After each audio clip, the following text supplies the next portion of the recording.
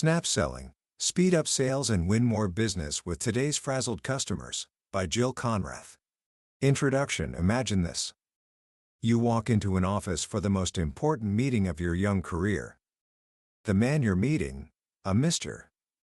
Konrath, is the president of the company.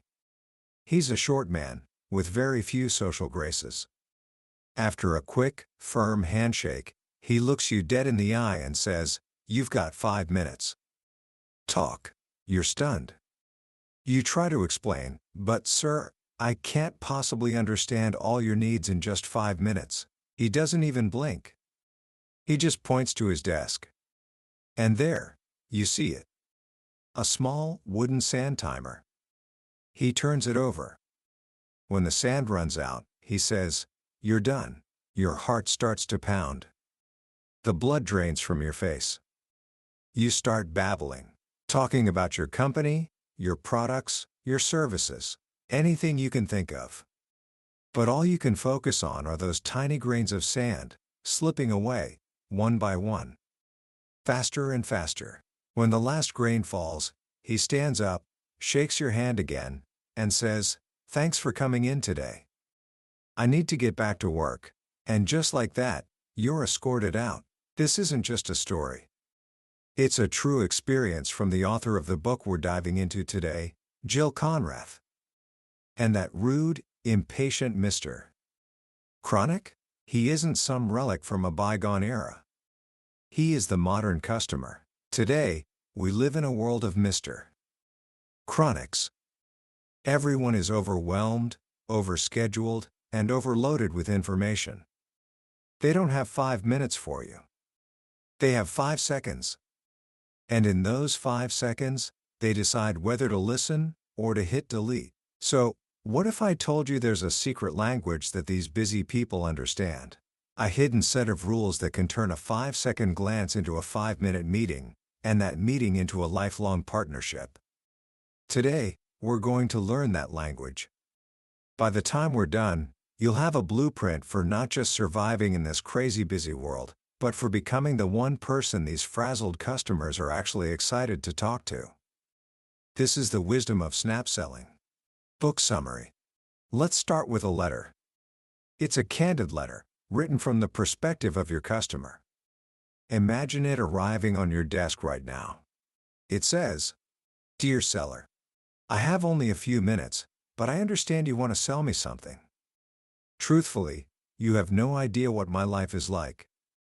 I got to the office early this morning hoping for some quiet time, but by 9 a.m., my boss had already dropped a headcount reduction plan on my desk. Revenue is down. Then, engineering told me our new product won't be ready for the big trade show. The sales team is going to go ballistic. Right now, I have about 59 hours of work piled on my desk. I get over 150 emails a day. And on top of that, about 30 phone calls from sellers, just like you. I live with the status quo as long as I can, even if I'm not happy with it. Why? Because change creates more work. So let me be blunt, I don't care about your product. The minute you start talking about your innovative solutions or your award-winning services, I delete you. Mentally and digitally. But, occasionally, a savvy seller captures my attention. They don't pitch me. They focus entirely on my business and the impact they can have on it. If you focus on helping me achieve my objectives, I'll listen to you all day long. Make sense? I hope so, because I'm already late for another meeting. Best regards. Your frazzled customer. This letter is the key to everything. The people we want to help, the people we want to serve, are suffering from what the author calls frazzled customer syndrome. It's a condition brought on by excessive workloads, 24/7 availability, and constant stress. They aren't trying to be rude when they ignore your calls, they're just trying to survive. They are forgetful, because their brains are juggling a dozen tasks at once. They are demanding, because time is their most precious resource. And they are easily distracted, multitasking on their phone even while you're in the middle of a presentation. The old rules of selling, the clever objection handling techniques, the always be closing tactics, Don't just fail with these customers. They actively insult their intelligence and waste their time. When you use those old methods, you get sent to a place the author calls the dreaded D zone. It's a place where your sales are delayed or derailed, where you are dismissed or deleted, where your prospects disappear. So how do you stay out of the D zone and get into what she calls the go zone, where you're still a player, where you have a chance? You have to understand the 4 secret criteria that every frazzled customer is using to judge you, whether they realize it or not. This is the heart of the entire book, the SNAP factors. S stands for simple. In a world drowning in complexity, simplicity is a superpower.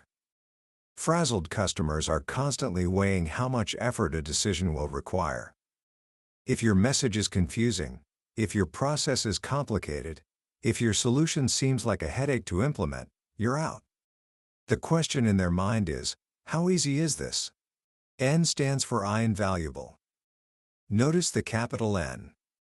In a world of copycat products, the only thing you can truly offer that is unique is you. Your expertise, your insights, your ideas.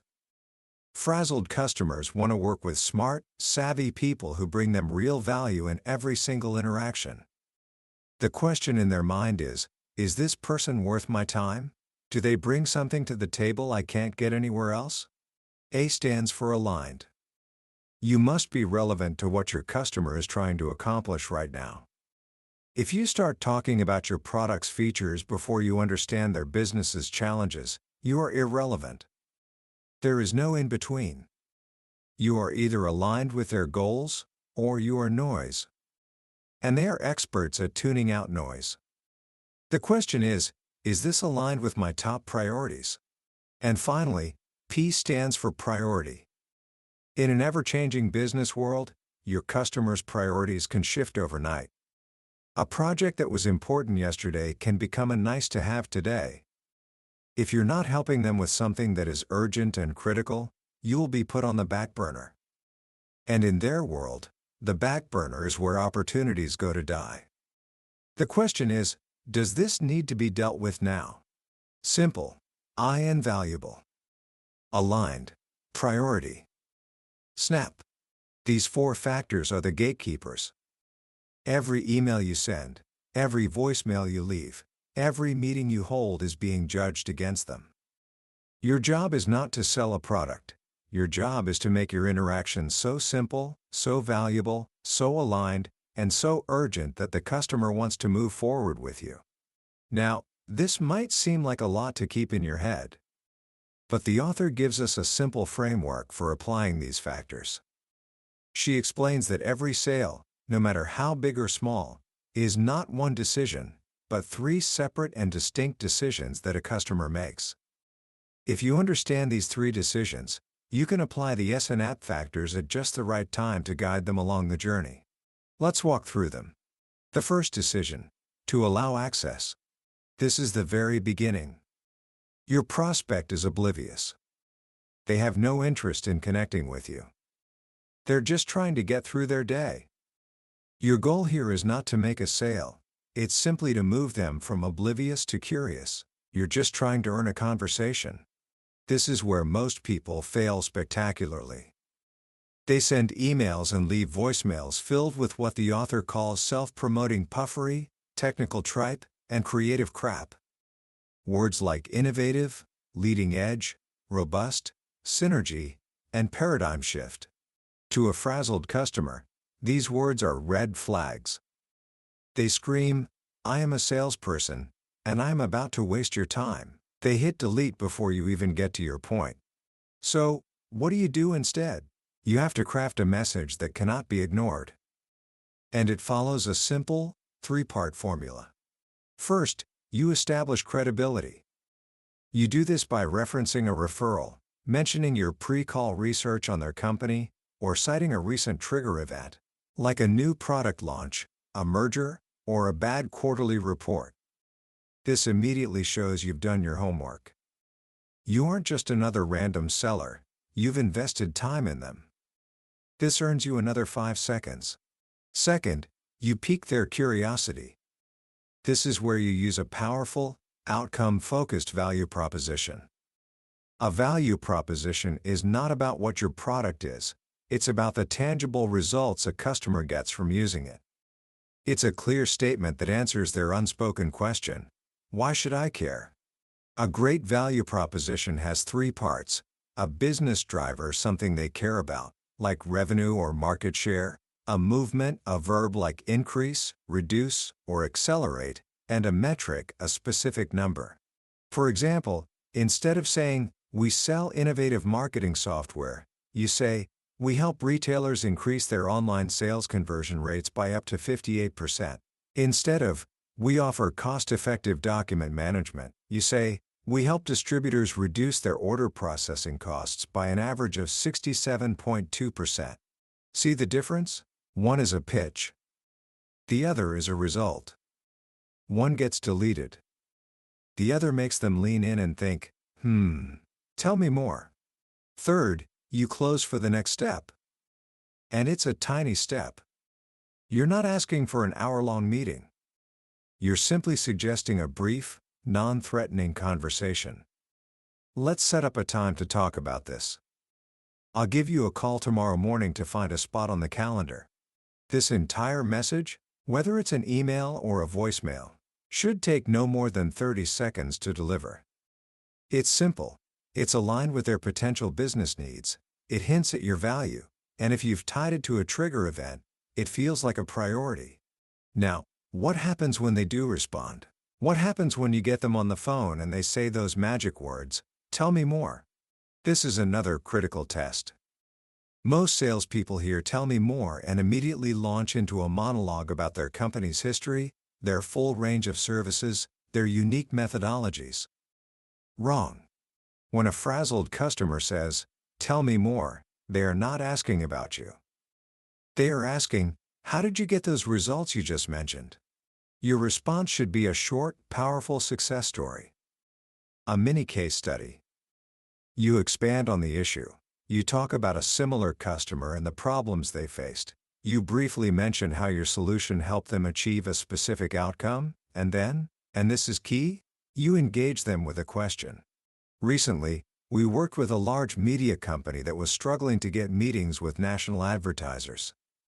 We helped them develop a new approach, and the result was that 87% of their reps got meetings within 2 months. So, tell me, how is your team doing with new customer acquisition? Is it more challenging this year than last? You've expanded, you've told a story, and you've turned the spotlight back on them. You haven't sold a thing. You've started a conversation. And with that, you have successfully guided them through the first decision. You have earned access. The second decision, to initiate change. You've made it past the gatekeeper. You have a meeting. But now, you face an even bigger competitor. It's not another company. It's the status quo. Newton's law of inertia applies perfectly here. A body at rest tends to stay at rest. Your customer's business is at rest, even if it's a messy, inefficient, costly state of rest. They are used to it. Any change, even a positive one, is disruptive. It means more work, more meetings, more risk. Your job in this stage is to move them from complacent to committed. You need to help them see that the pain of staying the same is greater than the pain of changing. This is where so many salespeople get it wrong. They think this is their moment to finally do their big presentation. They pull out their 50-slide PowerPoint deck, filled with bullet points and corporate logos, and proceed to bore their prospect to death. The author is clear: kiss your PowerPoints goodbye. A PowerPoint presentation is a crutch. It turns you into a mindless drone who reads slides while your prospect checks their email under the table. Instead, your goal is to create what she calls a rich, compelling experience. You need to have a $500 an hour conversation. And you do that by shifting your role from a salesperson to a business improvement specialist. You need to lead. You need to guide. You need to provoke their thinking. One of the best ways to do this is with what she calls the closing the gap strategy. You stand up, go to a whiteboard or a flip chart, and you draw 3 columns. On the left, you write today. On the right, you write future. In the middle, you draw a cloud and write the gap. Then you facilitate a conversation. You say, let's talk about where you are today. What's working? What's not? What are your biggest frustrations? And you write it all down. Then you move to the future. In a perfect world, 12 months from now, what would this look like? What are the key objectives you need to achieve? And you write that down. Now, you have 2 different realities on the board. The often painful present, and the desirable future. The gap between them is now visible. It's tangible. And that gap is where the urgency for change lives. Your product or service is the bridge across that gap. Throughout this process, you are asking smart, prepared questions. Not rookie questions like, what keeps you up at night? But expert questions that show you understand their world. You might say, in my work with other companies in your industry, a key challenge I've seen is, how is your team handling that? You're not just asking questions, you're sharing insights. You're teaching. You are being iNvaluable. You also have to be the one who brings up the tough stuff. You talk about the risks. You ask about the internal politics. You say things like, who's not going to be happy with this change? What resistance are we likely to face? This might feel counterintuitive. Why would you bring up obstacles? Because your forthrightness in raising these issues actually minimizes their power and, at the same time, builds immense trust. You're not just trying to make a sale, you're helping them navigate the complex reality of making a change in their organization. You're making the decision simpler for them by illuminating the path forward. You're also constantly looking for ways to add value. Maybe you send them an article about an industry trend.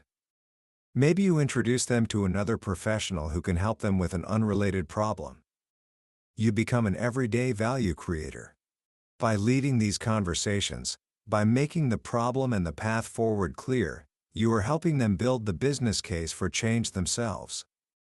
When they see the gap, when they understand the costs of inaction, when they feel confident that you can guide them through the complexities, they make the second decision. They commit. They say the words, the status quo is no longer acceptable. We have to do something. And now, you enter the final stage. The third decision, to select resources. They've decided to change. This is the moment you've been working towards. But the game changes again. Your prospect is no longer thinking, should we change? They are now thinking, who should we change with? And suddenly, you have a lot of competition. There's the incumbent vendor, who is now wide awake and will do anything to keep the business. There are your traditional competitors, who all look and sound pretty similar. There might even be an internal team that wants to do the work themselves. At this stage, your prospect's primary emotion is fear. Fear of making a bad decision. Fear of choosing the wrong partner. Fear that the project will fail, cost too much, or make them look bad. Their primary concern is minimizing risk. Your job is to move them from being open to all their options, to being certain that you are the best and safest choice. How do you do that? First, you continue to act as their decision guide. You help them create the evaluation criteria. You could even create a competitive checklist for them, a simple grid that lists all the important factors to consider, and you help them fill in your column. You say, here are the key things you should be asking every vendor. Let me show you how we stack up, and you can use this to compare everyone else. You're not bad-mouthing the competition. You're educating the customer on how to make a smart choice. You are simplifying their complex evaluation process. Second, you have to be the one who stands out as the person they want to work with. Remember, when products and services look similar, people buy from people they trust and like. You differentiate yourself by collaborating with them as if they're already a customer. Imagine you're asked to give a final presentation to their executive team. Most salespeople would create another boring PowerPoint about their company. Instead, you walk in and say, "All the standard information about our company is in this handout. We can talk about that later if you'd like. But what we'd really like to do with our time today is start working on your challenge." Based on our conversations, here are a few key issues we've identified, and some initial ideas on how we could tackle them. You turn the presentation into a collaborative working session. You start solving the problem right there in the room. They don't just hear about what it's like to work with you, they experience it. This is how you become the irresistible force. They see you not as a vendor, but as a partner. And finally, you must be ruthlessly honest and transparent. You must be truthful, even when it's hard. If you see a flaw in their plan, you point it out. If you think their budget is unrealistic, you tell them. If you believe your solution is not the perfect fit for one part of their problem, you admit it. This candor builds unshakable trust. In a world of over-promising salespeople, the truth teller is a rare and invaluable asset. When you make the process simple, when you align with their business case, when you keep the project a priority, and most importantly, when you have proven yourself to be an invaluable, trustworthy expert they want to work with, the third decision becomes easy for them. They choose you. And it's not because you had the lowest price or the fanciest features. It's because you understood their frazzled world, you guided them through the 3 critical decisions, and you proved, at every step, that you were the simplest, most valuable, most aligned, and safest choice they could possibly make. You didn't just sell them something. You helped them buy. Commentary. When you step back and look at the core message of snap selling, it's deceptively simple. It's a reminder that in an age of incredible technological complexity, the most powerful sales tool we have is profound, human-centered simplicity. What Jill Konrath did with this book was give a name and a structure to a shift that many of us were feeling but couldn't articulate. The world got faster, busier, more distracted. And the old ways of getting people's attention simply stopped working. Shouting louder wasn't the answer. The answer was to understand the psychology of the overwhelmed mind and to adapt. The true genius of the SNAP framework is that it's not a tactic, it's a philosophy. It's an empathy-based approach to business. It forces you to stop thinking about your own goals, your quota, your commission, and to start thinking exclusively about your customer's world. What makes their life harder? What makes it easier? What are they truly trying to achieve? How can I help? The 3 decisions model is another masterstroke. It breaks down the messy, non-linear process of a sale into a clear, manageable journey. It gives you a map. It tells you where you are, where you need to go next, and what your role is at each stage. In the beginning, you are a curiosity creator. In the middle, you are a change agent. And at the end, you are a trusted guide. Your job description changes as your customers' needs change. But for me, the most powerful lesson in this book is the emphasis on being iNvaluable. The idea that in a commoditized world, you are the differentiator. Your products can be copied, your prices can be beaten, but your expertise, your integrity, and your commitment to your customers' success cannot be replicated.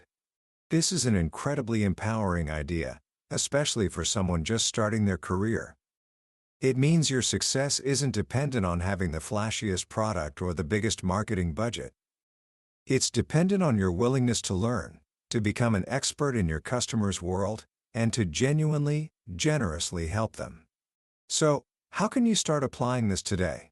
Here are a couple of simple actions.